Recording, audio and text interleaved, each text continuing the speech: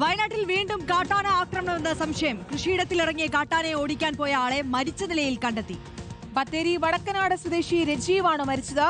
രജീവ് വീണ് കിടന്ന സ്ഥലത്ത് കാട്ടാനയുടെ കാൽപ്പാടുകൾ കണ്ടെത്തി. ദീപക് മോഹൻ നൽകും വിശദാംശങ്ങൾ. ദീപക്, ഇത് കാട്ടാന ആക്രമണത്തിലാണ് രജീവിന്റെ മരണമെന്ന് സ്ഥിരീകരിക്കാനായിട്ടില്ല. വനംവകുപ്പിന്റെ അന്വേഷണമുണ്ടോ? ആരാണ് ഇദ്ദേഹത്തെ മരിച്ച നിലയിൽ കണ്ടെത്തിയത്? എന്താണ് ഏറ്റവും ഒടുവിലായി ലഭിക്കുന്ന വിവരങ്ങൾ ദീപക്?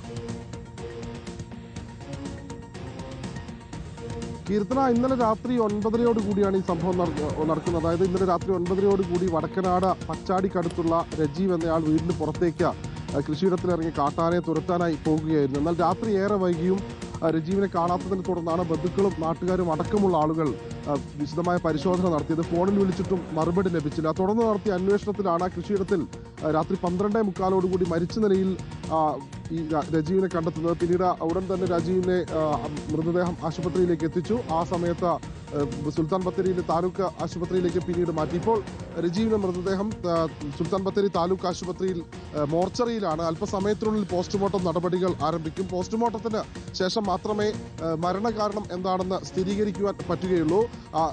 രാത്രി, അതായത് ഇന്നലെ രാത്രി മുതൽ തന്നെ ഈ കൃഷിയിടത്തിൽ കാട്ടാനയുടെ സാന്നിധ്യമുണ്ടായിരുന്നു. കാട്ടാന ചിഹ്നം വിളിക്കുന്ന ശബ്ദമൊക്കെ തന്നെ നാട്ടുകാർ കേട്ടിരുന്നു. ആ സമയത്താണ് കൃഷിയിടത്തിൽ നിന്ന് കാട്ടാനയെ തുരത്താനായി രജീവ് പുറത്തേക്കിറങ്ങിയത്.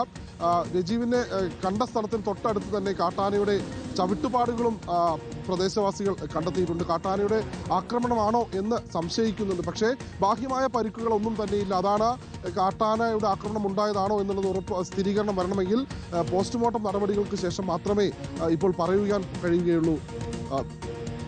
ശരി, ദീപക് മോഹനാണ് വിശദാംശങ്ങൾ നൽകിയത്. കാട്ടാനയെ തുരത്താൻ പോയതായിരുന്നു, പിന്നീടാണ് മരിച്ച നിലയിൽ കണ്ടെത്തിയത്. കാട്ടാന ആക്രമണത്തിൽ കൊല്ലപ്പെട്ടതാണോ എന്നതടക്കമുള്ള വിവരങ്ങൾ ഇനി പോസ്റ്റ്മോർട്ടം റിപ്പോർട്ടിന് ശേഷമേ സ്ഥിരീകരിക്കാനാവൂ. ദീപക് മോഹനാണ് വിശദാംശങ്ങൾ നൽകിയത്.